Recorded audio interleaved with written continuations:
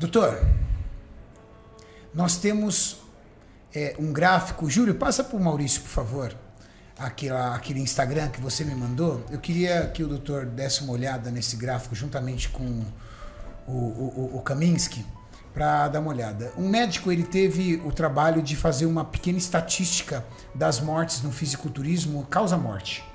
E ele foi fazendo um gráfico de pizza ali e fez isso em relação às mortes em outros esportes.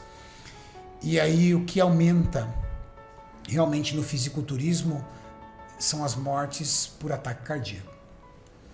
Até onde o hormônio esteroide está ligado ao risco cardíaco? Então,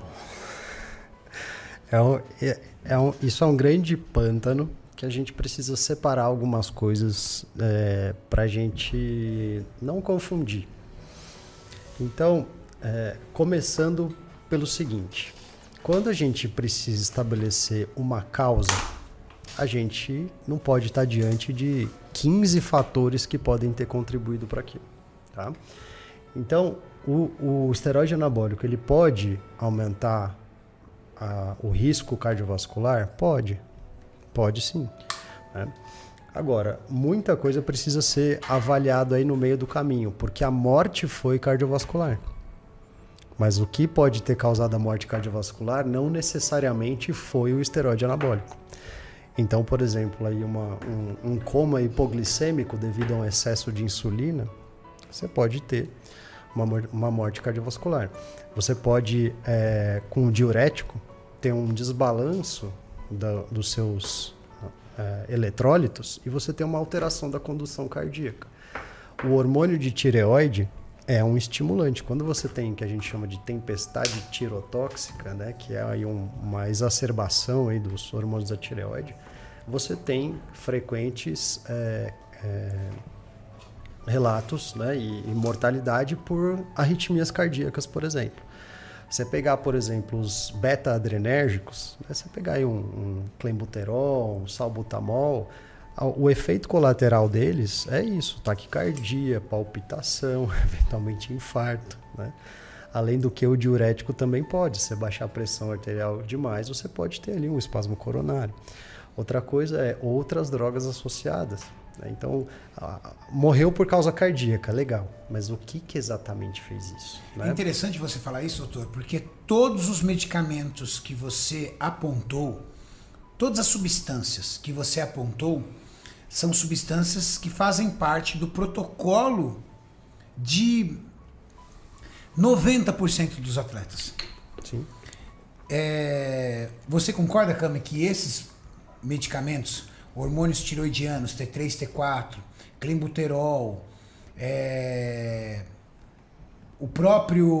a própria efedrina, insulina, cafeína, taurina, essas não precisa nem, é só medicamento, não, né? Sim.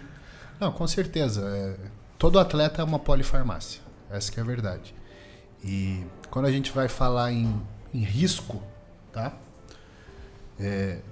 E aí agora as pessoas podem ficar com muita raivinha, mas o esteroide é o que apresenta menor risco de todos os medicamentos. De todos os medicamentos que a gente tem do usuário de esteroide, o esteroide é o mais seguro. Isso eu falo com a certeza de que é o único que você pode sobredosar de maneira absurda, por exemplo, 10, 20 vezes a dose recomendada, e continuar fazendo isso por meses ou anos. Qualquer esteroide, Camis? A maioria. A maioria. Não vou dizer que os orais, porque pode pegar. Mas agora, se a gente fazer uma comparação, né? Digamos que você use 10 vezes a dose de testosterona recomendada, que seria 1 grama.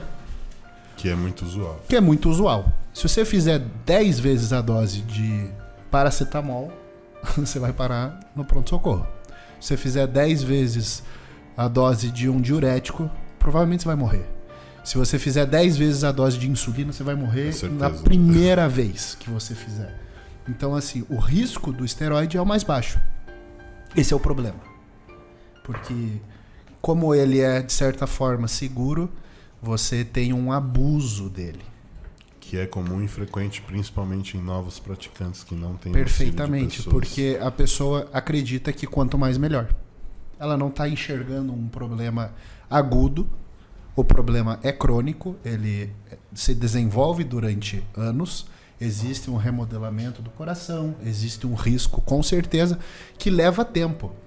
E por levar tempo e por ser silencioso, a pessoa pensa que é seguro a ponto de não dar nada. A hipertensão, né? A aterosclerose, né? Deposição de gordura nas artérias, isso leva tempo. Leva tempo e é silencioso, você não está silencioso, vendo. né? Então esse que é o problema. Já se você toma 10 comprimidos de clenbuterol, você vai ver na hora o efeito e você vai ficar com medo e vai respeitar essa droga. Então as pessoas perdem o respeito com o A esteroide. questão da droga do efeito agudo versus efeito crônico. Perfeito. E aí essa droga de efeito crônico é que vai, a longo prazo, te colocar numa situação de risco que qualquer um dos outros medicamentos pode representar a tua morte. Mas provavelmente a causa vai ser ou um diurético ou um estimulante.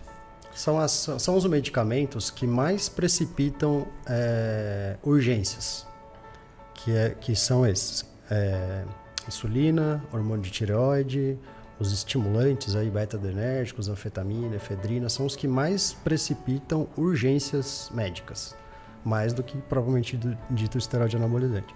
Porque, como me falou, claro, existem vários tipos de esteroide diferentes, alguns são mais ou menos hepatotóxicos, mais ou menos detonadores do seu perfil de lipídios sanguíneos, né, do colesterol. Então, por exemplo, o estanozolol detona muito mais um perfil lipídico do que, por exemplo, um enantato, né?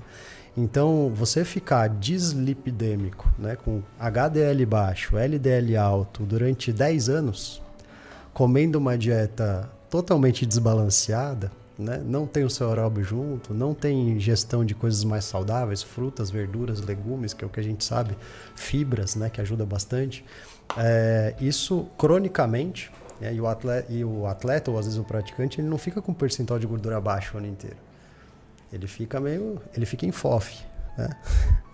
Total. E ele é um obeso, nesse ponto de vista. É alguém que tem sobrepeso, né? O sobrepeso acaba. O coração, ele cresce, ele se remodela, ele se ajusta, se adapta.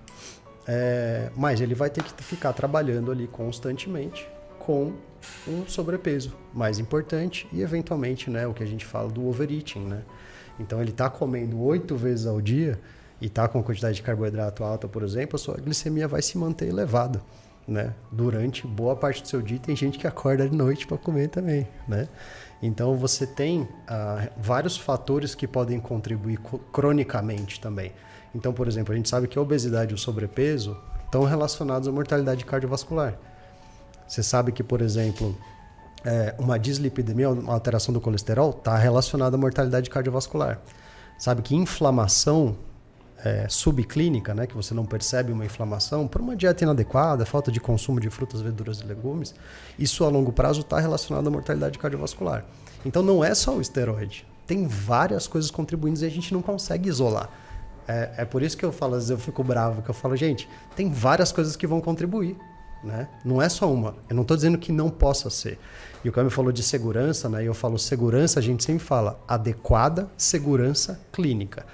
E não é a mesma coisa de que a ausência de possíveis efeitos colaterais. Perfeito. Porque qualquer medicamento, é só você ler a bula, né? Qualquer medicamento. Tem gente que toma dipirona e tomou dipirona uma vez na vida. Tomou e morreu. Então, pode dar efeito colateral, obviamente. Tem gente que tem, que faz a gente está falando sobre as hepatite. regras, não sobre as exceções, né, doutor? Sim.